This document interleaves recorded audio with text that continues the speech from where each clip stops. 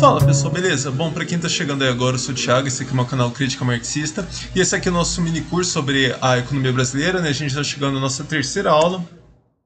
Na última aula eu peguei ali aquele período entre o início do governo Lula e momentos antes da eclosão da crise internacional, né? 2007, 2008, 2009, né? Que é o ano em que a crise vai ser mais sentida no Brasil. Então eu vou falar um pouquinho, né, de como que a economia brasileira, né, foi afetada pela crise internacional. E o que aconteceu na sequência, né? Momentos ali depois, vou ficar ali nesse período ainda medindo os impactos da crise internacional na economia brasileira. Bom, os efeitos da crise, né, eles foram mais sentidos, como eu já falei, eles foram mais sentidos ao longo de 2009, mas eles tiveram pouco impacto imediato, né, sobre as tendências da economia brasileira. O que isso quer dizer? Eu coloquei até aqui o exemplo da utilização da capacidade instalada, né? A gente consegue ver aqui nesse gráfico, né, que tem ali em 2009, né, tem a queda abrupta, né, gigantesca da capacidade instalada, né, da utilização da capacidade instalada, mas você vê que é aquela recuperação em V que o pessoal está falando que não está acontecendo agora, né? Então, é quase como se a economia... A gente pode deletar 2009 da economia brasileira e não vai fazer diferença, porque a tendência ali que se manifestava em 2008 segue ali em 2010, 2011, 2012, né?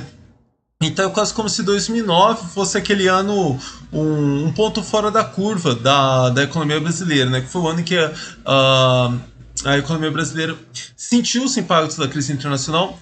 Muitos desses dados, na verdade, indicam que havia aquele... os gestores, eles meio que se precipitaram. Eles imaginaram que a crise ia ter um impacto sobre a economia brasileira que, de fato, ela não teve.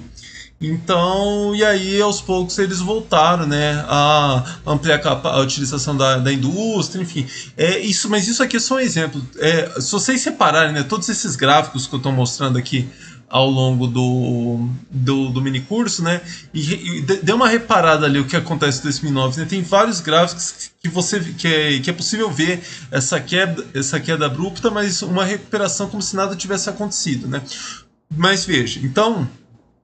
Qual que é o ponto aqui? A gente entender, né, que as tendências da economia brasileira, elas não foram imediatamente afetadas pela crise internacional, mas obviamente que a crise internacional, né, ela cria um cenário da economia mundial, né, mais restritivo, que vai exacerbar algumas tendências que a economia brasileira já se manifestava. Eu vou mostrar alguma dessas coisas já na aula de hoje, mas esse vai ser o foco principalmente, né, a partir da aula que vem, né? Na verdade, acho que as próximas duas aulas vão ser em cima, né, dessas tendências que já apresentavam, que a economia brasileira já vinha apresentando, né, e como que essa crise internacional, criando esse cenário mais restritivo, né, vai exacerbar essas tendências. Então, fechando então aqui, o ponto aqui para entender que imediatamente não há, por exemplo, 2009, 2011, né, não há uma reversão, né, daquilo que acontecia antes. Tá. Então, eu falei, né, que 2009 ali, né, parece, olhando os dados, né, parece que foi aquele negócio, bateu o desespero, né, falou crise internacional, os gestores pisando no freio, reduzindo a produção, né, e aí os gestores políticos saíram correndo para falar, gente, vamos continuar investindo aí, a economia não pode parar. Então, é um período lá que reverte-se, né, lentamente ali em 2007, 2008, começou a haver um aumento, né, no aumento dos juros, né? Aí em 2009 já vem rapidamente para fazer uma redução ali, a Selic atingiu 8,75%, mas veja só a referência, 8,75% naquele momento era um movimento de redução da Selic, compara com o nível que a gente está hoje, e a economia brasileira ainda está no fundo do poço. Veja como que os limites das ações, né, começam a ficar cada vez mais apertados, mas isso aí também vai ser assunto para a última aula do mini curso. Também é um período, né, que tem de redução da carga tributária, principalmente sobre a indústria automobilística e a de eletrodomésticos. Criação do PAC, né, Programa de Aceleração do Crescimento, expansão de crédito, principalmente via BNDES. O BNDES praticamente duplica as suas operações de crédito a partir de 2009 e 2010. olha como que é marcante aqui esse período, né? Porque foi uma política, né, que foi mantida, principalmente na medida em que a crise vai se intensificando ali, 2015, 2016, aí tem o impeachment, e é uma das mudanças mais abruptas entre a gestão petista e a gestão do Temer, né? E o Bolsonaro deu sequência a isso. Então, é uma queda monstruosa, né, no BNDES, né, ofertando crédito, né, para as empresas. Foi uma das medidas, então isso aqui é um pacote de medidas, né, que os gestores políticos, né, petistas, eles adotaram para fazer a economia brasileira recuperar aquele movimento, né, que vinha se manifestando até antes, né, da crise internacional. E aí, como eu falei, né? Então, 2009 foi aquele ano típico. 2010, logo no final de 2009, né? A economia pega no tranco de novo. E aí, a aparência de que a crise internacional foi uma marolinha, né? Aquela frase do Lula que ficou consagrada, né? Depois disso, só teve tragédia. Mas naquele momento é incrível. Isso aqui, obviamente que hoje o pessoal, a gente lembra, né, do Lula falando isso, né, para tacar tomate, né, falar que absurdo, né, como que delírio, né. Mas a imprensa brasileira e a imprensa internacional estava pensando exatamente a mesma coisa. Tem muita, eu li muita coisa, né, matérias, notícias da época, né? E todos eles falando isso, muitas análises aí dos economistas, mesmo o pessoal do mainstream, falando, não, foi muito, os gestores petistas lidaram muito bem com a crise, o Brasil vai ser um dos países que vai empurrar a economia mundial para fora desse atoleiro, né, em que ela se meteu ali em 2007, 2008, né? Então havia uma expectativa, um grande otimismo não só entre os gestores petistas, né, mas na própria imprensa brasileira e internacional, né. Então, aqui eu só coloquei, né, algumas características, né, que o mercado interno então acabou não se abalando. Eu falei na aula anterior, né, como uma das estratégias das gestões petistas era criar, né, um movimento de valorização do salário mínimo, programas assistenciais, né, um movimento de aquecimento do mercado interno. E esse movimento não foi interrompido com a crise internacional. Tem, né, de novo, tem aquele sustinho, mas se recupera como se nada tivesse acontecido. Tem a expansão dos investimentos privados, né, em 2010 já. Então, mesmo em relação ao nível dos investimentos de 2008, eu falei, né, lá na aula anterior, né, como os gestores de capital produtivo eles demoraram para começar a investir, mas esse período é justamente aquele período em que, tirando o sustinho ali em 2009, né, que eles estão mais intensificando investimentos, né. É um período em que ainda há crescimento da produtividade e ficou marcado, né, com essa recuperação em V. Então, de novo, gente, aqui o ponto são dois níveis de análise, né? Essas tendências mais superficiais que a economia brasileira apresentava, né, que dão essa ilusão de que a economia brasileira estava numa grande trajetória expansiva, né? Elas vão continuar se manifestando em 2010, 2011, 2012. Mas aquelas questões mais essenciais, aquelas questões, por exemplo, movimento da lucratividade, todas essas questões assim que elas não são tão aparentes, né? Mas que elas são o primeiro motor, né, de como acontece todos esses movimentos da economia, né? São as questões mais essenciais. Elas vão manter a tendência, só que a tendência delas já ia na outra direção. Então, eu achei que o slide já está aqui, mas eu já vou mostrar isso na sequência, né? Não, na verdade aqui já tem algumas informações que ajudam a gente a ter essa perspectiva, né? Eu falei, por exemplo, que em 2010 teve expansão dos investimentos privados, né? Olha esse dado aqui do Michael Roberts, né? A taxa geral de investimento no Brasil atingiu 18% do PIB. Ainda é abaixo das outras economias em desenvolvimento, mas não é simplesmente abaixo, é muito abaixo. Chile, 23%. México, 25%, China, 42%, Índia, 31%, né? Então falava tanto dos BRICS, né? Olha a diferença do Brasil para a Índia e para a China. investimento muito a conta-gotas, né?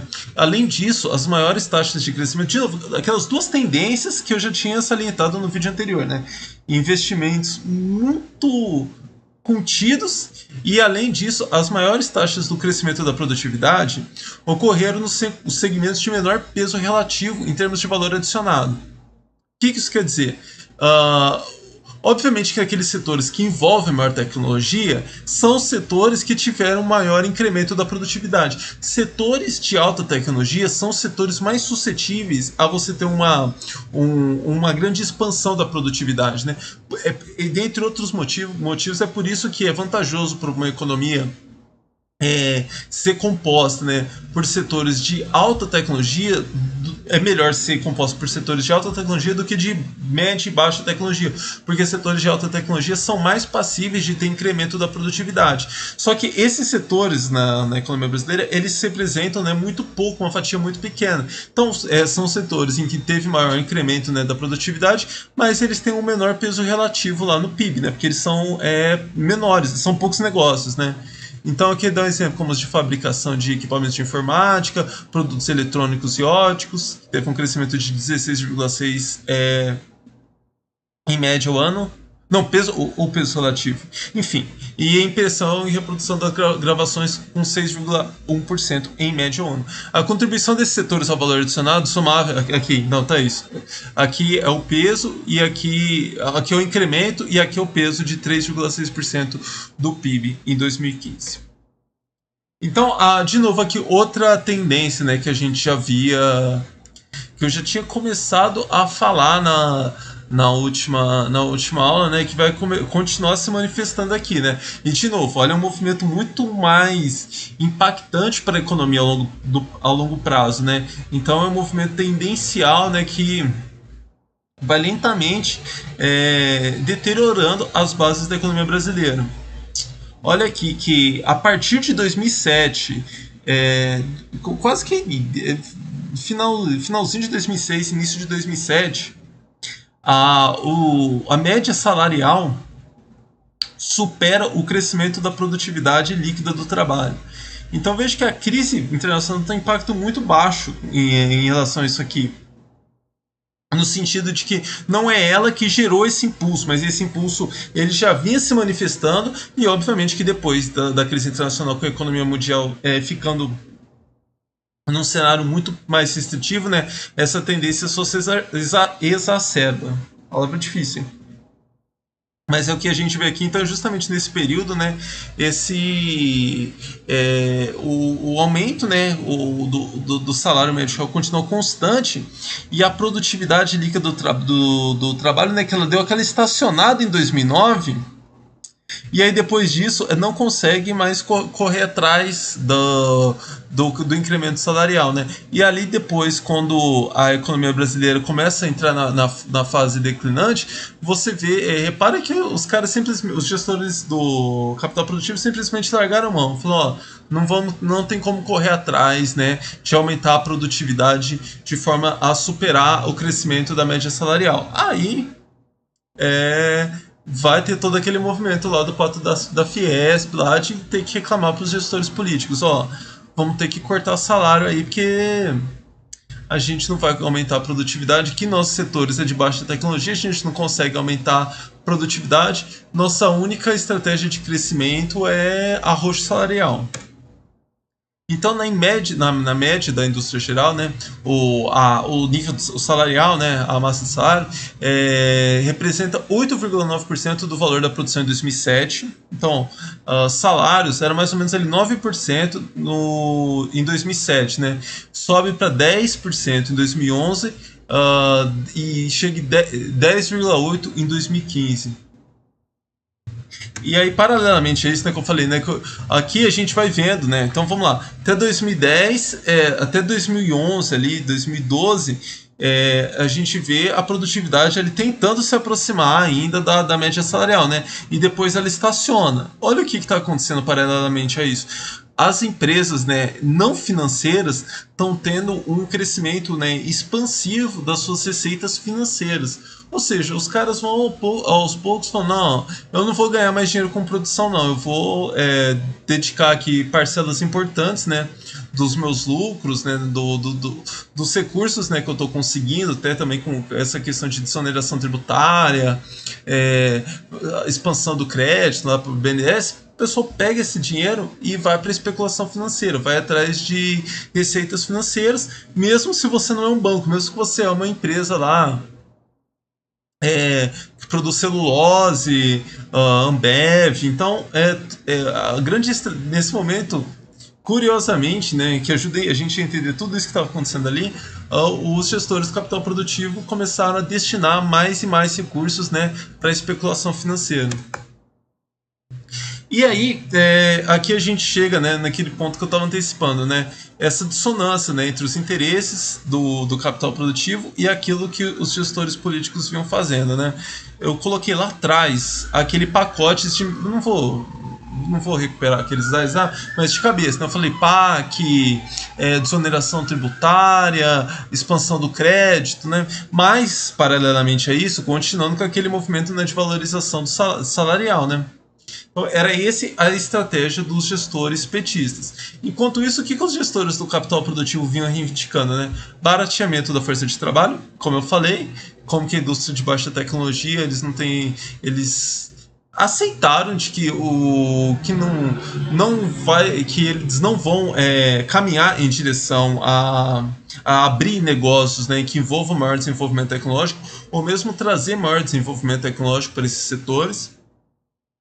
Isso daí não estava completamente fora do programa deles, né? Então a única estratégia, a única reivindicação, né? O único plano que eles poderiam ter para crescer, para ter uma expansão da lucratividade, é reduzir custos salariais, né? Então, pressão pelo barateamento da força de trabalho. Aí, já os gestores ali das empresas de média e alta tecnologia tinham uma pressão ali para expandir, né, iniciativas de fomento a pesquisa e centros de desenvolvimento tecnológico. Eu já coloquei isso, né, uma demanda do IED até 2018. Também reivindicava ali uma redução mais incisiva dos juros, né? Como eu falei, estavam tendo redução dos juros, mas a taxa básica de juros ainda estava ali na casa de 8%, né? Então era muito alta ainda. E esse movimento de subsídio de desoneração tributária, né? Que por exemplo, hoje o Bolsonaro estava bravo lá com a Ford foi embora e estava falando que a Ford estava querendo subsídio de desoneração tributária.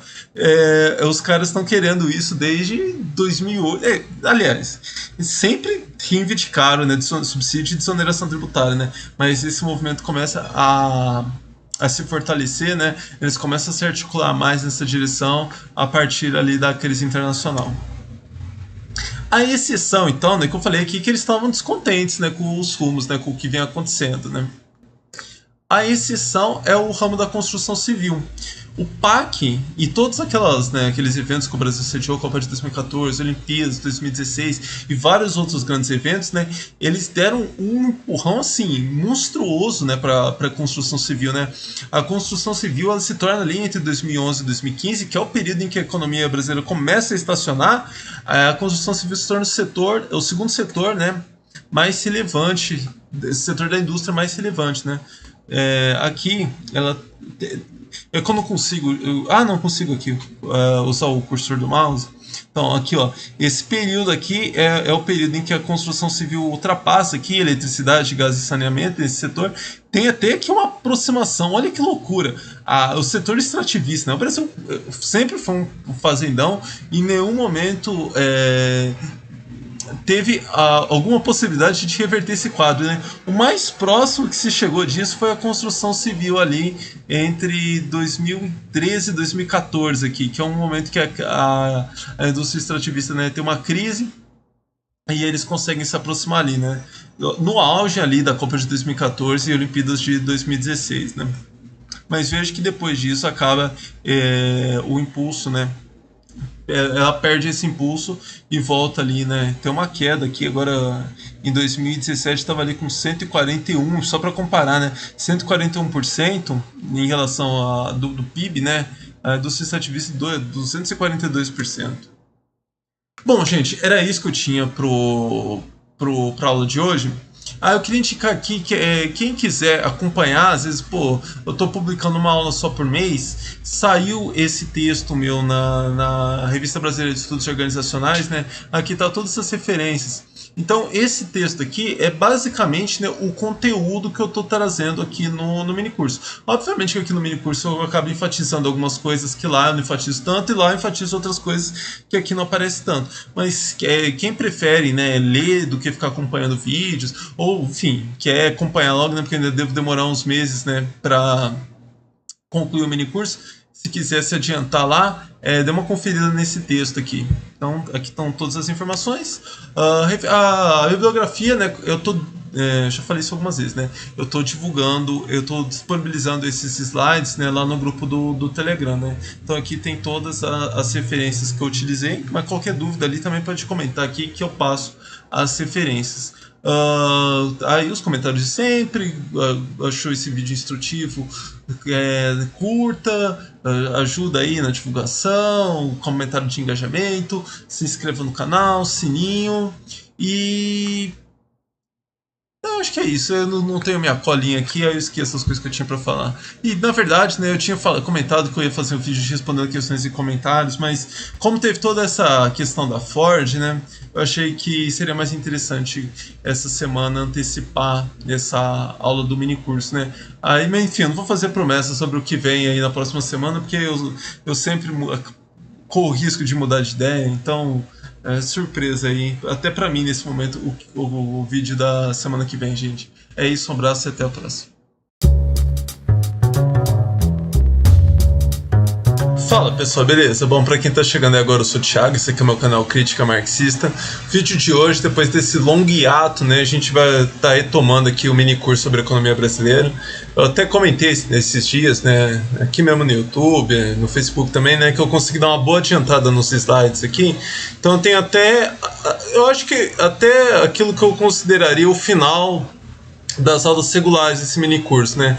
Eu tava pensando, esse período mais recente, o Bolsonaro, se eu ia fazer só uma aula final, se de repente eu crio uma outra playlist aqui no canal para avançar nessa discussão, enfim, isso aí, essa parte ainda tá aberta, né? Mas até ali, então, da onde a gente tá, né? No último vídeo eu avancei um pouquinho ali, além da crise internacional, né? Falei um pouquinho lá da reação, né, dos gestores petistas, né, como que toda a imprensa internacional exaltava muito as respostas, né, não só aqui no Brasil, mas de todos os BRICS, né, falando que os BRICS estavam caminhando para salvar a economia mundial, né, da crise lá de 2007 e 2008. Então, desse período, né, até ali o Bolsonaro, a gente vai cobrir nessa aula 4 e na aula, talvez na aula 5, creio que vamos precisar de mais 2 aulas para concluir isso. E aí esse período final eu vou analisar se faço uma aula grande, se faço uma nova playlist, enfim, a melhor forma de discutir isso. Mas então, na última aula, né, eu cobri um pouquinho desse período ali, né, falei já das respostas do Lula, falei que é um período, né, que é curioso porque... 2009 parece assim, um ponto fora da curva na economia brasileira, né? Mostrei vários gráficos que mostravam isso, que mostravam os efeitos sentidos só em 2009 e em 2010 como se nada tivesse acontecido, né? E aí eu ressaltei algumas vezes que isso era interessante ver isso, porque não necessariamente isso era só algo bom. O que isso demonstrava é que as grandes tendências da economia brasileira, elas não foram alteradas com a crise internacional. Então, superficialmente, isso parecia ser muito bom, só que quando a gente olha para alguns problemas que já começavam a aparecer em 2007, para vocês terem uma ideia, 2007 é o auge da lucratividade da economia brasileira. Desde então ela começa a cair. Essa tendência vai continuar se manifestando. Então, mesmo essa parte negativa, né, essas tendências mais negativas, elas continuam o movimento ali como se não tivesse, independentemente de todo o barulho que teve ali com a crise internacional e com essas respostas, né, com aquele novo pacote de ação, PAC, que eu comentei na última aula, né? E aí é interessante também a gente notar que agora a gente vai começar a entrar nesse período de crise, assim, claramente a economia brasileira entra numa fase de estagnação e depois numa crise assim, que chega até os dias de hoje, né? Então o que é interessante a gente ver que mesmo no período de expansão, né, investimento privado sempre em patamares reduzidos, salários cresciam acima da produtividade do trabalho. E principalmente em 2009 é um ano muito paradigmático em relação a isso, né? Que é o crescimento de receitas financeiras, mesmo entre empresas não financeiras, né? Então, isso daí, essas variáveis mostravam, né, que mesmo nesse período expansivo da economia brasileira, ele não era algo assim que quem analisasse mais a fundo poderia ficar muito animado, né, como era a repercussão ali internacional em torno dos BRICS em 2010, 2009, final de 2009, 2010, enfim, isso contagiou muita gente aqui no Brasil. Então vamos lá, agora vamos pegar esse período aqui de 2011, vou tentar focar de 2011 a 2014 e aí na próxima aula a gente pega ali de 2015 em diante, né? 2011, né, começa o primeiro mandato da Dilma e ela logo, né, nesse primeiro ano, né, começa o movimento, né, de derrubar a Selic, né? A Selic, eu coloquei aqui, né, em questão de outubro de 2011 a novembro de 2012, né, derruba a Selic de 12% a 7,25%. Sempre ressalto isso. Olha, 7,25% era um patamar muito baixo naquela época e hoje seria altíssimo. Você vê, a economia brasileira está nesse atoleiro e não tem mais muito mais de juros para tirar. Só que os efeitos, curiosamente, né, não são uma expansão dos investimentos produtivos.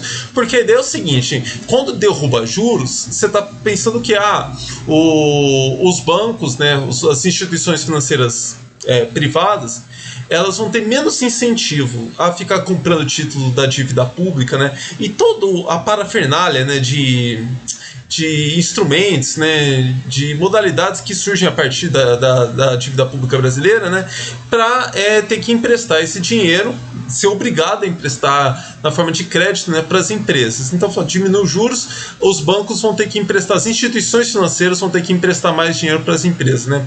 Na verdade, o que acontece um pouco disso, mas o mais interessante é que da parte das empresas, né, do capital produtivo, eles viram isso mais como uma oportunidade, né, para realizar lucros. Então imagina, você teve lá, você pega aquele lucro que você teve, você distribui na forma de dividendos e você, para eu continuar meus investimentos, eu pego empréstimo. Isso aqui no Brasil aparece muito e tem estudos, né, do Andrew Kleiman para os Estados Unidos, né? Kleiman e Shannon, os dois autores do artigo, esqueci o primeiro nome do segundo autor, né? Que eles mostram como que isso foi uma tendência muito forte nos Estados Unidos, né? As empresas realizando os lucros, distribuindo tudo na forma de dividendo, porque estava tão fácil pegar empréstimo, você conseguia ficar postergando, né, o pagamento desses empréstimos, que valia mais a pena realizar os lucros e ficar se endividando, né? Na economia brasileira isso não era tão vantajoso como lá, tanto que isso vai gerar uma série de problemas ali depois de 2015, a partir de 2015, né? Mas eu trouxe aqui até os dados, né, para ter uma ideia do que eu estou falando, né? De 2013 a 2011, a parcela média, né, do resultado líquido distribuído na forma de dividendos era 35,3%. Aí pega esse período de 2012 a 2015, né, que é o período que a gente vai discutir bastante aqui. Hoje, essa distribuição subiu para 42,2%. É importante ressaltar, né, que imagina, ali a gente está falando ali em 35% no momento que a lucratividade estava em alta. Agora a gente está falando em 42% no momento que a lucratividade está em baixa. Então imagina, tem menos lucro e está realizando mais. Então, ou seja, teoricamente, né, está sobrando muito pouco recursos próprios, né, das empresas para elas continuarem investindo, né? Então, na prática, esse movimento permitiu, né, que os gestores do capital produtivo, né, implementassem os planos de investimento concebidos durante o ciclo expansivo. Ou mesmo, tem um movimento interessante aqui nesse período, né, a partir de 2009, falou, opa, veio uma crise aí, de muitos pisarem no acelerador, começar a investir mais, né. Isso é um ponto bem curioso, né. em vários setores, né, o boom de investimento, boom é uma palavra muito forte, né, a maioria dos investimentos, né, eles foram acelerados não no período de expansão econômica, mas depois daquele susto que foi 2009, né, da crise de 2008, 2009, né.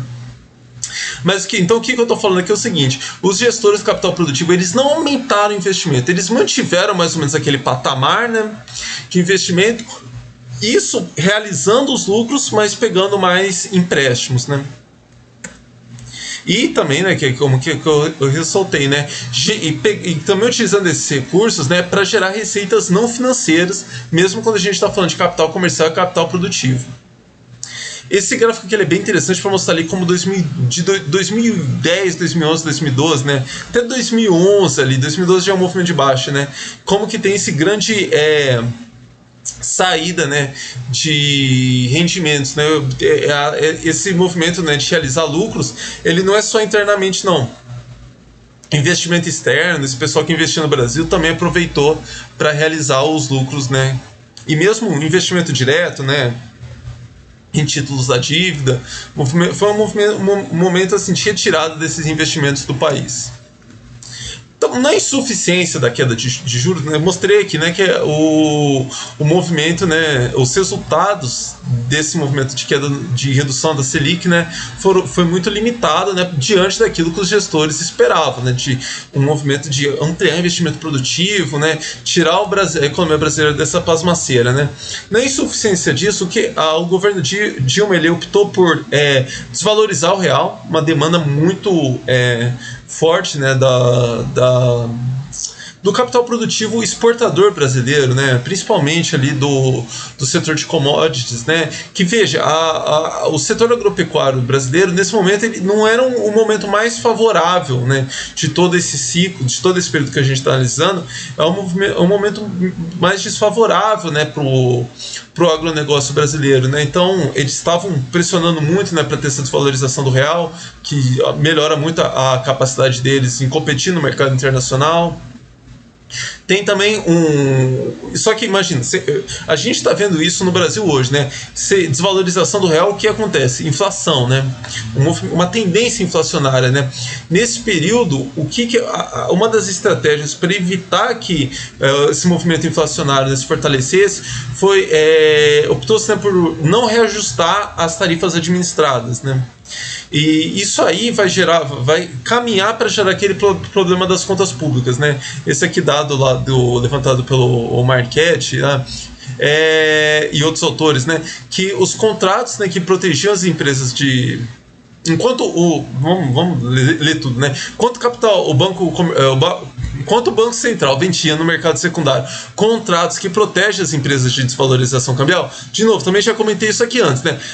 Começou o movimento de desvalorização cambial, é bom para quem exporta, mas para quem importa é ruim. Então começa todo aquele movimento para você se proteger desse movimento de desvalorização cambial, né? Então, em 2014, o prejuízo do Banco Central, porque o Banco Central vai oferecer ajuda, né, para essas empresas que estão tentando se proteger da desvalorização, né? Em 2014, o prejuízo do Banco Central com esses contratos foi de 17,3 bilhões de reais. Então, começa todo esse movimento, né, lentamente de deterioração das contas públicas, né? Isso aqui começou um movimento foi muito forte, até tinha repercussão midiática, né? Na época que ainda o Palocci era o ministro da Fazenda, lá no início do primeiro governo Lula, né? De que as contas públicas brasileiras estavam numa situação muito boa, estava acabando com a dívida externa, né? Então aqui a gente começa a ver, a gente chega nesse cenário contemporâneo, né? Que austeridade, porque as contas públicas estão numa situação delicada, né? Por que a gente tem todo esse movimento? Na primeira coisa, queda nas importações e aumento nas importações. Quem conhece a parte fiscal, né, vai falar, não, mas espera aí, a exportação, a incidência de impostos é muito maior sobre importação do que sobre exportações, então isso é bom para as contas públicas. é só para pensar isso, você só pode olhar, né, para as alíquotas e ali na teoria, né? Porque na prática o que significa é que quando você tem menos capacidade de exportar e você está precisando importar mais, é que a sua economia doméstica, né, ela está numa situação muito ruim. Então isso mostra, né, que tem menos capital produtivo operando no Brasil, investindo e, portanto, pagando menos imposto. E isso é ruim para as contas públicas. Mesmo outro movimento, né, que ficou muito forte, a gente vai voltar nele na próxima aula, né, uma estratégia ali da Dilma, né, de desoneração tributária. Desoneração tributária, assim, você reduz, né, você dá incentivo fiscal para as empresas, empresas que vão investir em produção doméstica de veículos, vão incorporar tecnologia, você vai pagar menos imposto. Teve vários pacotes de incentivos fiscais nesse sentido, né? Você criava uma contrapartida ali muito mal criada, muito mal concebida, e aí, por meio, né, desse mecanismo, as empresas tinham, né, conseguiam pagar menos impostos, né? E também o movimento de expansão dos gastos públicos, né? Lembra que a gente está falando do PAC, toda aquela discussão que a gente começou na última aula. Então, ali em 2013, né, esse movimento começa a ficar muito mais claro, né? Com as contas públicas em xeque e a economia brasileira ali já a fase de crescimento ali já dando sinais de que não ia que não ia manter aquele ritmo, né, de crescimento do PIB, eu tô falando, né? Começa um movimento de ampliar a pressão, né? Principalmente é uma pressão assim entre economistas heterodoxos, uma pressão popular mesmo, né? A gente vai falar logo na sequência das jornadas de julho, né? De junho, para que os gestores políticos, né, adotassem medidas anticíclicas. Só que por outro lado, né, toda a repercussão midiática é muito forte os interesses, né, do capital financeiro. Então, aquilo que vai tomar a mídia, né, que parecia que era o consenso na época, né, é de que os gestores políticos não deveriam adotar novas ações anticíclicas e também deveriam ampliar os compromissos com o pagamento da dívida pública. Então veja, aqui no trecho eu estou falando só, né, daquilo que ficou muito forte, né, repercussão midiática, né, sendo porta-voz dos interesses do capital financeiro, né, mas tem toda essa pressão ali das jornadas de junho, desses economistas heterodoxos que estavam pressionando no sentido contrário, falando, não, agora é hora, a economia brasileira tá travando, né? É um momento de acelerar investimento, né? Mais gastos públicos, desoneração tributária. Então, nesse primeiro momento, né, principalmente, né, com a pressão das jornadas de junho, coloquei aqui julho, tô ficando louco. Nesse movimento das jornadas de junho, né, é um momento que a Dilma ela oscila, mas mais em direção a adotar medidas anticíclicas do que em direção à austeridade. Em 2015 isso vai mudar. E aí, isso aqui é interessante, né? Que é uma discussão ali também que ficou muito forte ali em 2015, né? Principalmente em 2015, olhando para aquilo que foi o movimento nas eleições ali de 2014, né? Porque criou-se uma sensação, né, de que as jornadas de junho, elas não tinham razão de ser, né? Que tinha sido um movimento implantado, capital internacional, enfim, pela oposição, né? Mas isso é muito interessante, né? O levantamento, né? Tem vários levantamentos no Piketty. Eu vou trazer aqui na sequência um dado do Roberts, né? Do Michael Roberts, né? Porque o cenário estava mais ou menos assim. A questão, né? Se os salários estavam crescendo em ritmo superior à produtividade do trabalho, isso eu tenho falado em todas as aulas, né? Por que a classe trabalhadora brasileira ainda está insatisfeita? Ela não está vendo que ela está começando a diminuir o abismo, né, de diferença de renda para os gestores do capital, né, para a burguesia, né? E aí o que mostra, né? Isso aqui é um dado que o levantamento do Roberts, mas tem vários outros sobre isso, né? Que mais da metade da população brasileira, nesse momento, ainda vivia com uma renda mensal inferior a R$ 560. Então também tem acho que isso foi o levantamento do Piketty que tenta mostrar, né, que na verdade essa distribuição de renda ela não atingiu ali a burguesia mesmo, né? Foi uma distribuição de renda ali entre faixas intermediárias. Então tem todo um movimento, né, é muito interessante essa discussão, né, para mostrar como que esse movimento, né, dos salários crescerem acima da produtividade do trabalho não é uma boa notícia para a classe trabalhadora. Mostra simplesmente como a economia brasileira estava numa situação muito ruim, porque esse crescimento salarial era muito pequeno ainda. O ideal, se o salário estivesse crescendo acima da produtividade, isso por si só é bom, mas se a gente pudesse imaginar que a produtividade estava crescendo num patamar elevado e os salários então estavam crescendo num patamar muito elevado, o que a gente viu era salários crescendo mais que a produtividade, mas os dois em patamares muito reduzidos, né? E aí, para fechar aqui, então, 2014 é o ano, né, que a situação só piora, né? Ali, então, eu comentei, né, que já tinha essa pressão para adotar medidas de austeridade, mas a Dilma, vendo lá as jornadas de junho, pressão, né, de aliados políticos, dos economistas heterodoxos, né, ela adota ali um movimento mais de medidas anticíclicas, né, mas muito contidas, né, mas era ainda um movimento de medidas anticíclicas, né, mas o resultado foi, né, e de medidas anticíclicas eu estou falando de tudo isso que eu já trouxe aqui no vídeo, né, exoneração tributária, redução da Selic, PAC, né, gastos públicos. No último vídeo eu falei, né, de como que esse período foi muito bom para a construção civil, né, foi o auge ali, Copa de 2014, 2016 tinha as Olimpíadas, né. Então, mas ainda assim, PIB em 2014, o crescimento não cresce, né? Tem um crescimento ali de 0,1%, né? A taxa de lucro atinge o menor patamar do século XXI. Então, como eu falei, né? Desde 2007 ela começa a ter queda ano após ano, né? E a diferença entre os custos salariais e a produtividade do trabalho aumenta. Mas, de novo, naquele patamar reduzido. Então, significa que a produtividade do trabalho no Brasil está crescendo muito pouco, que isso está sendo um problema gigantesco. E aí significa que em 2015 o negócio vai estourar.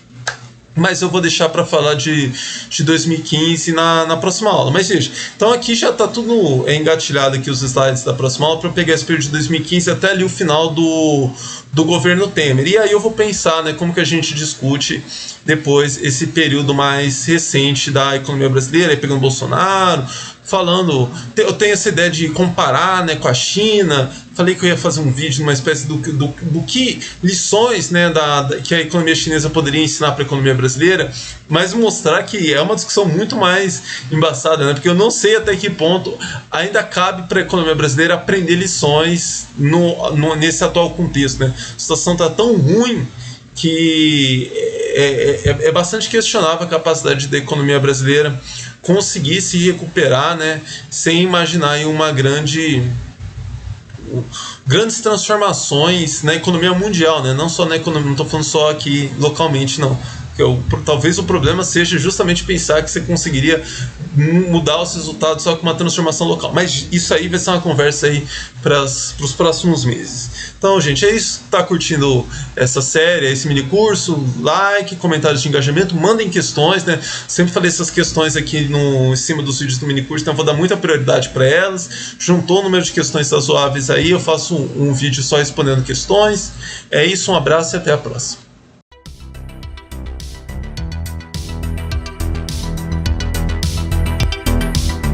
Fala pessoal, beleza? Bom, para quem tá chegando agora, eu sou o Thiago, esse aqui é o meu canal Crítica Marxista, e essa aqui é a nossa última aula do mini curso sobre a economia brasileira, e não porque a gente vai chegar hoje até o Brasil contemporâneo, né?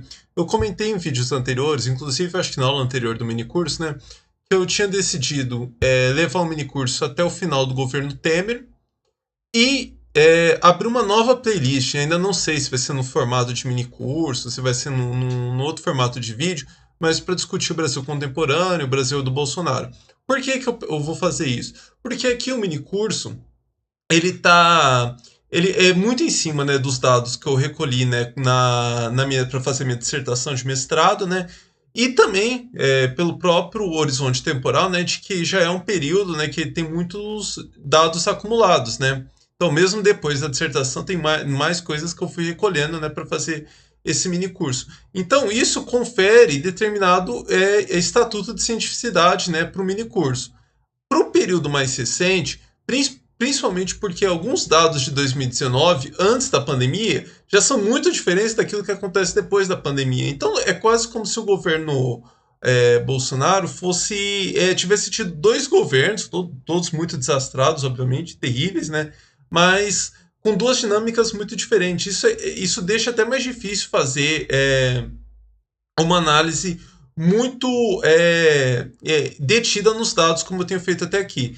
Não significa que não dá para a gente fazer análises, principalmente olhando para o quadro geral. Então, toda essa análise que eu vou fazer do Brasil contemporâneo vai pressupor, né? Eu vou beber aqui, né, nesses dados, nas grandes tendências, né, que eu fui apresentando ao longo do mini curso, né? E mais ali, principalmente pegando esses dados mais recentes, né? Pegando esse período mais recente, a gente não vai ter tantos dados assim para ir provando, né?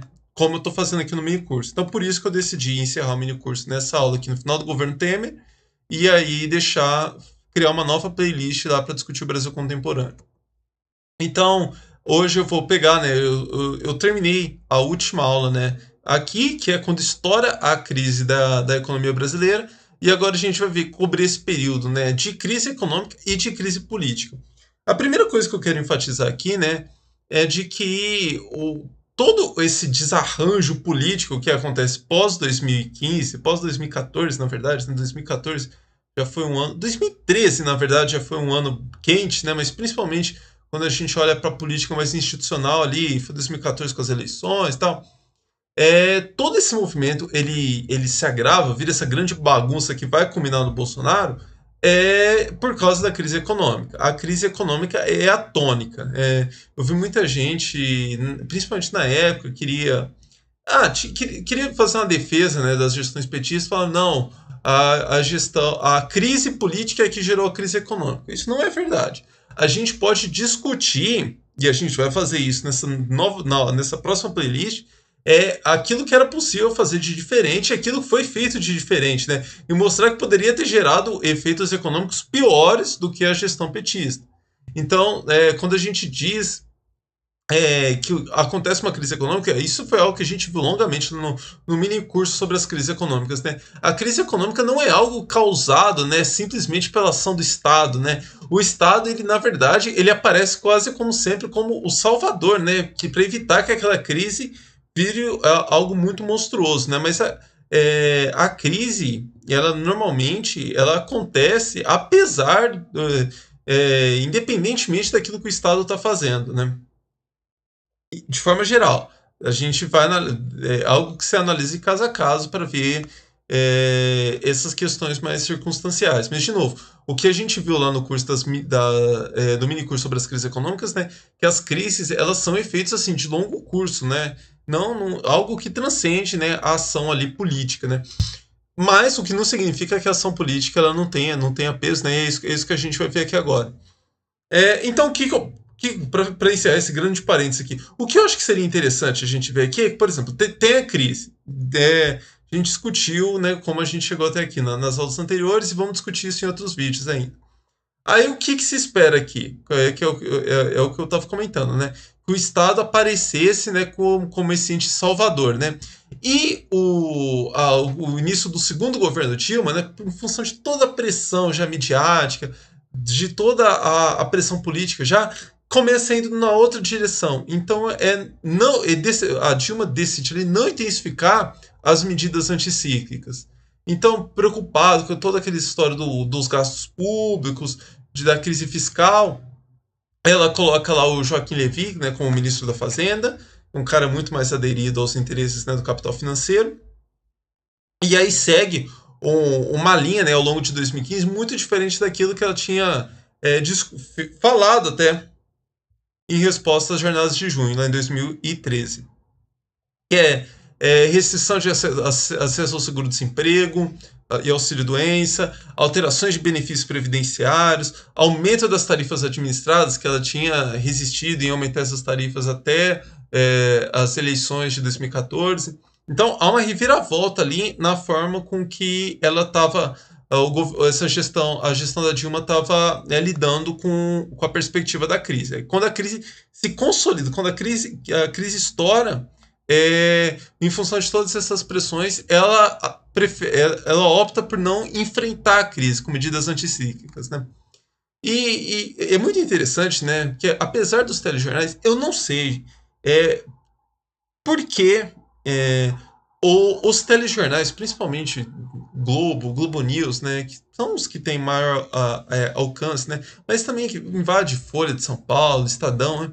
Por que que os analistas, né, econômicos desses veículos, eles são tão aderidos aos interesses do capital financeiro? Eu não sei explicar isso exatamente, né? Tem algumas hipóteses, passa até por questão de biografia e tal, mas é muito curioso que tudo que esses jornais, esses veículos estavam defendendo nesse momento eram os interesses do capital financeiro. Porque, veja, a preocupação com as contas públicas, né, com o bom estado das contas públicas, é um interesse primordialmente do capital financeiro, que é quem vive dos juros do Estado, que tem essas transações diretas, né, e depende, né, do bem-estar das contas públicas até para ficar mais salvaguardado, né?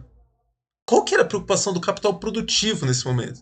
Não nem falar do capital financeiro, porque o capital financeiro precisa que a população esteja consumindo, né? Então, tirando o velho da van, que é um ponto fora da curva, não entende muito o que está acontecendo, o pessoal do capital comercial, né, apoiou de forma mais veemente ou menos veemente aquilo que a Dilma estava fazendo até 2014. Né? O capital comercial estava ok.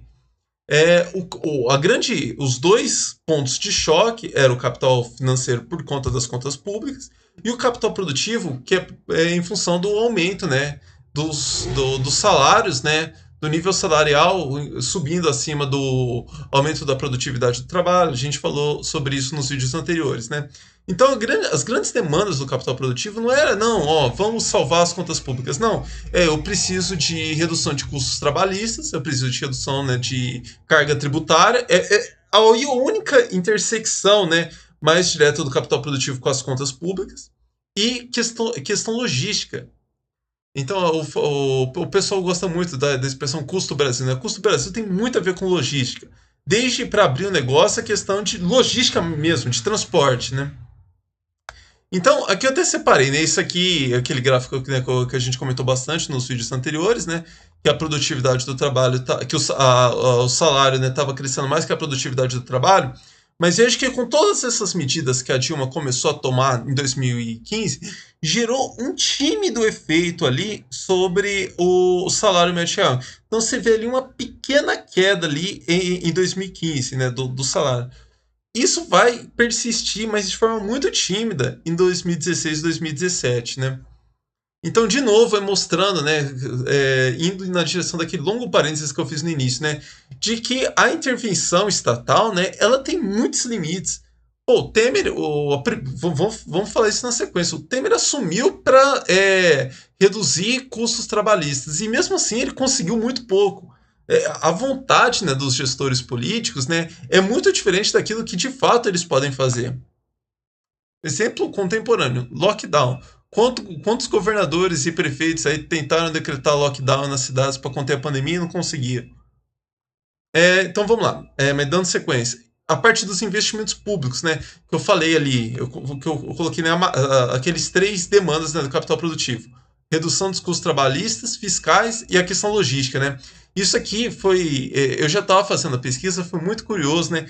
Que num curto período de tempo, o IED, né, que é aquele Instituto de Estudos para Desenvolvimento Industrial, né, é um porta-voz intelectual do capital produtivo, e o Valor Econômico, que é porta-voz da burguesia por excelência. Então tem lá trânsito, o pessoal do capital financeiro, do capital comercial, do capital produtivo, né?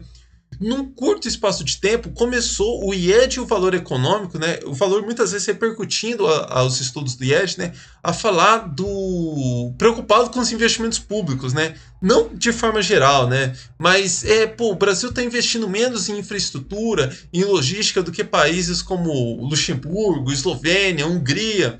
Então fizeram um longo levantamento, não para defender que o Estado tinha que gastar, fazer política econômica expansiva. Eles não chegam nesse ponto. Mas o problema, a preocupação deles era com infraestrutura. Falando, então o Estado precisa investir mais em infraestrutura.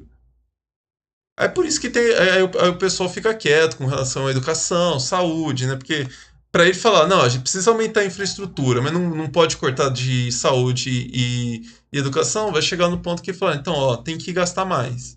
Obviamente que esse pessoal não chega a esse ponto, até por causa de embrincar interesse com o capital financeiro. Eu vou discutir muito mais essa questão, né, dessas diferenças de interesse entre os capitais, né, capital produtivo, capital financeiro, capital comercial, num próximo mini curso aqui do canal. Então, até agora, né, acho assim, vocês conseguem entender de forma mais geral, mas eu vou fazer um mini curso mais detalhado, né, para a gente discutir especificamente, né, essas diferentes dinâmicas aí que separam os diferentes capitais, né. Mas aí, um desses estudos do IED, né, que eu estava mencionando, né, eles levantaram, né, que nesse cenário, né, principalmente a partir de 2015, né, começou a ganhar vultos, né, a postura defensiva das empresas. E o que isso significava, né? Aumentar a participação de capital em ativos, né, mais líquidos, né? De maior liquidez significa o seguinte, por exemplo, se você investe numa fábrica, você compra um maquinário novo, esse investimento, né, fica preso ali naquela fábrica, naquele maquinário, por 50 anos, por 15, 20, 30 anos, né? Investimento líquido é investimento em ação, é investimento em debêntures, é investimento assim que vai dar errado, preciso desse dinheiro, você consegue vender rapidamente ali e ter aquele dinheiro na mão. Então o que as empresas fizeram foi isso. Deixaram de fazer investimentos, né, grandes investimentos, né, em questões concretas, né, ligadas ao seu próprio negócio, para partir para essa postura, adotar essa postura defensiva, né. Então aumenta a participação de receitas financeiras em relação à receita total, né. Era 4,2 em 2013, vai para 7,3 em 2015. E aí coloca até que, né, que fica no nível parecido com 2009, né? Naquele vídeo que eu falei sobre a crise internacional, né? Eu mostrei como que 2009 tinha sido um ponto fora da curva ali e a receita financeira explode, né? Mas é muito curioso essa segunda parte aqui, que em relação aos grupamentos da indústria, em todos eles, a participação das receitas financeiras foi superior em 2015 do que em 2007, né? Então, como que essa postura defensiva, ela é muito verdade. Ela foi amplamente adotada na indústria, né? E aí vem tudo aquela questão que até me lembraram no último vídeo, né? Do problema da desindustrialização, todas essas questões que a gente vem discutindo, né? Timidamente, mas é uma discussão que inclusive está invadindo a mídia, tem grupos de pesquisa voltados para isso, né? Tem o pessoal do valor adicionado, o pessoal ali mais ligado os keynesianos, né? Têm falado longamente sobre isso, né? Então, outro ponto aqui que eu queria chamar a atenção nesse período, né, é que a crise, ela inclusive derrubou as receitas especulativas, né? Então o pessoal foi, né, investiu mais nessas atividades especulativas e o retorno foi ficando cada vez menor, né? Eu coloquei aqui que a crise, portanto, redundou numa redução, né, das receitas financeiras das empresas não financeiras.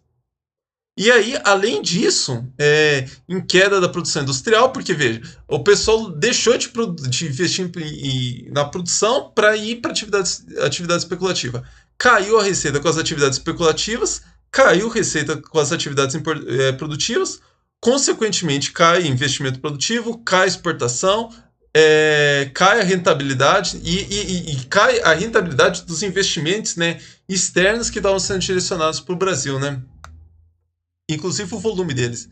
Aqui foi aquele ponto que eu acabei de falar, né? Olha ali, esse V ali, né? É de 2009, né? Então foi aquele período que a utilização da indústria despenca, mas ela volta em 2010 como se não tivesse acontecido nada, né?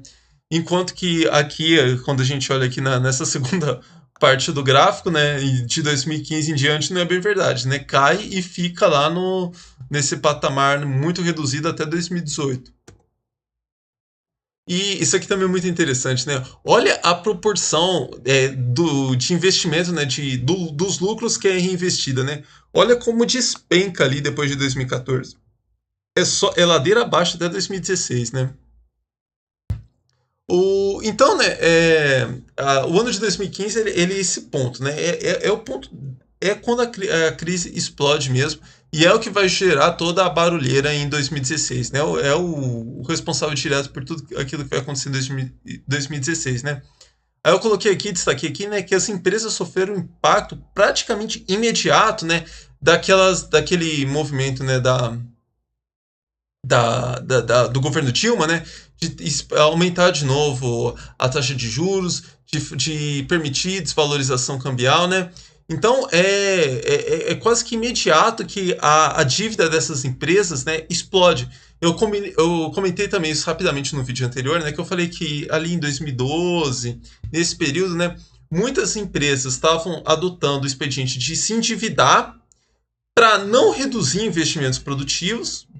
Aquele investimento produtivo que eu tinha comprometido que eu ia fazer, eu vou fazer mesmo. Mas aí se endividava para investir em especulação financeira.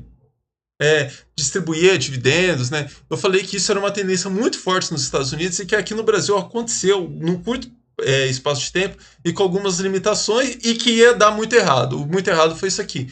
Em 2015, essa dívida das empresas explode em função disso, de aumentar do aumento, né, da taxa de juros, a desvalorização cambial, né? Então aqui na segunda parte, a dívida acumulada do conjunto das companhias industriais, né, excluindo Petrobras e Vale, né, porque elas são tão maiores do que as outras que o IED ele utiliza muito esse dado, né, de excluir a Petrobras e a Vale para ver qual que era a tendência para o resto, né?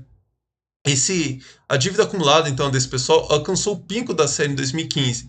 393 bilhões, um acréscimo de quase 30% em relação a 2014.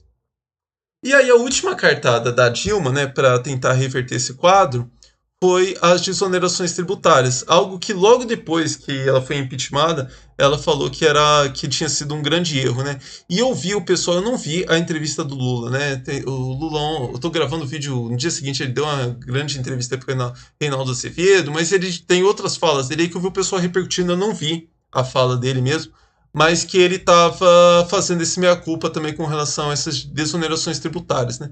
E o que aconteceu foi algo até que eu comecei a comentar no último vídeo também. A Dilma decidiu, né, dar isenção tributária, né, para as empresas e pensando que as empresas iam pegar esse dinheiro e investir, né, e aí, portanto, reverter essa espiral negativa. O que as empresas fazem? Não investem. Vão para esse dinheiro que elas deixam de ir para os cofres públicos é aquilo que elas vão utilizar para pagar endividamento ou para alimentar aquela postura defensiva que eu estava comentando, né? Vai para a especulação financeira. E aí, enfim, a Dilma é impeachmentada, né? Que, com todo esse cenário turbulento. E aí tem, quem lembra, acho que foi a capa da Veja, quando o Temer assume, né? Era o plano Temer, né? Que é falar, não, agora o problema era a Dilma, né? O Temer vai chegar e vai mudar tudo. E na verdade, o governo Temer ele é uma sequência assim, bastante. A linha melódica é muito parecida com o que a Dilma estava fazendo, né? É só um tom acima. Então ele já assume lá com os projetos de terceirização das atividades fins, terceirização e restrição do serviço público, reforma da Previdência, flexibilização da legislação trabalhista. Mas veja, muito mais, isso foi muito mais falado do que gerou os efeitos que ele imaginava. A classe trabalhadora já estava na merda antes do Temer, então a situação dela piorou, obviamente que piorou. Tá? Eu comecei a mostrar ali a queda ali do nível salarial, né? Que até então os níveis salariais estavam aumentando, apesar da queda da produtividade do trabalho não estar acompanhando, né?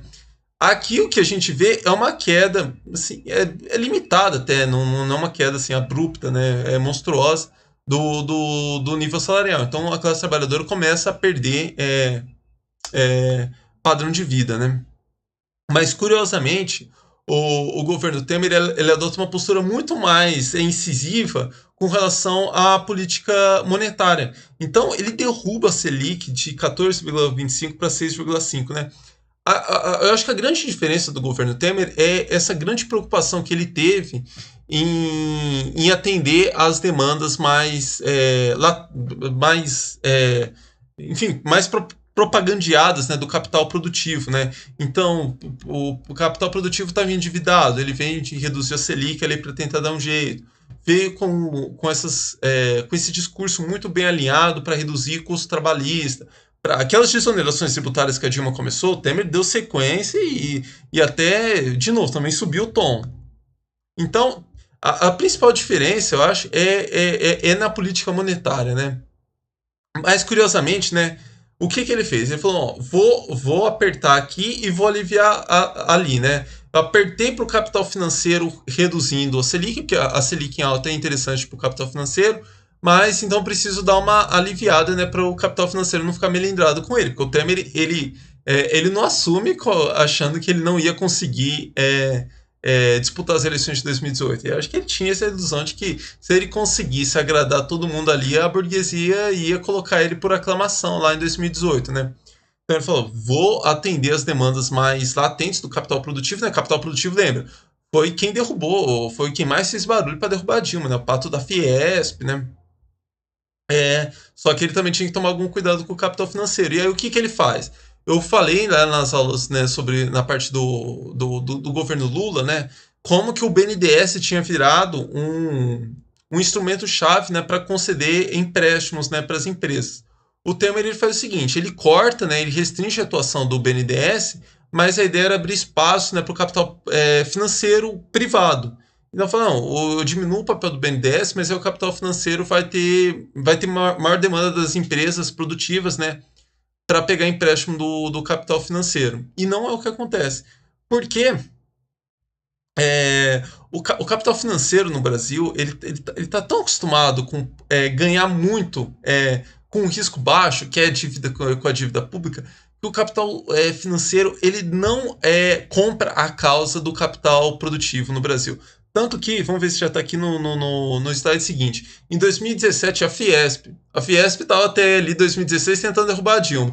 Derrubou a Dilma, a situação não melhorou, e eles começaram a reclamar do capital financeiro, né? Então, tem uma série de textos, até de apresentações, né, que a Fiesp fazia lá pro pessoal da indústria, né, falando, não, ó, tem uma forte redução ali no volume de crédito ofertado pelo BNDES, reduzir a taxa de juros, né, e era para o capital financeiro oferecer empréstimo para a gente mais barato. E o que eles estão fazendo é só aumentando o spread, né, que é a margem entre o custo de captação do capital financeiro, né, do que eles têm para captar os recursos, né, e para passar esses recursos por empréstimo, né, para as empresas. Então, essa diferença é o spread, né? O que o capital financeiro fez foi aumentar esse spread, gerando a indignação lá da Fiesp. Então, na prática, o resultado do governo Temer foi muito próximo àquilo que estava acontecendo no segundo governo Dilma, né? Continuou, né, essa tímida redução salarial dos custos trabalhistas, que significou um aumento muito tímido na margem de lucro. Então, a margem de lucro das empresas sobe de 1,4% para 3,7%, muito abaixo de 8,5% registrado em 2010, né? Que já era um patamar abaixo do que estava sendo registrado ali em 2017.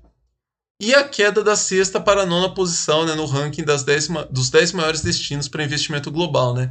Então, também que era aquela ideia de que o Brasil ia recuperar, ia se tornar de novo um ponto de atração dos investimentos internacionais, né? E não foi isso que aconteceu. Bom, então, com isso aqui a gente encerra o mini curso. E aí eu vou pensar aqui, vocês podem comentar aí dar ideias, né? de como que a gente faz aí essa discussão sobre o Brasil contemporâneo. Mini curso, porque para eu deixar claro, né? O formato de mini curso, né? Aí seria, né, com esse padrão inferior de cientificidade, né? Porque a gente não tem esses dados, mas seria com esse conteúdo mais fechado. A outra opção é eu, por exemplo, fazer um vídeo comparando com a China, fazer uma série de vídeos assim mais flexíveis, né? Conforme for aparecendo sugestões, conforme eu vou tendo ideia, né? Eu vou tentando fazer essas aproximações. Eu espero que vocês podem opinar aí para me ajudar a pensar qual vai ser o jeito mais interessante de fazer cobrir esse período recente. E aí, em breve, eu começo o mini curso, né, que eu comentei, né, pegando essa parte das diferenças entre capital financeiro, capital produtivo, capital comercial, entre quem são os gestores do capital, né? Que aqui seria muito interessante se eu tivesse feito esse mini curso antes para poder entrar um pouco mais em detalhes, né? Nessa dinâmica decisória desse pessoal, gestores do capital produtivo, gestores políticos, né? Os gestores políticos eu acabei comentando com bastante detalhes, né? Isso a gente já tem uma cultura, né, de se preocupar muito com aquilo que os gestores políticos estão fazendo, né? Inclusive, né, exagerando um pouco quando a gente pensa aquilo que eles podem fazer, né? Enquanto que os gestores lá do capital privado, né, os gestores do capital produtivo, do capital financeiro, né, a gente não tem costume de ficar analisando o que esse pessoal está fazendo, e enquanto que em muitos casos aquilo que eles estão fazendo é muito mais relevante para ditar os sumos da economia. Bom, gente, então é isso. Curta o vídeo, comentários de engajamento, me ajuda a pensar essas questões aí para os próximos passos. Cansei, hein? Um abraço e até a próxima.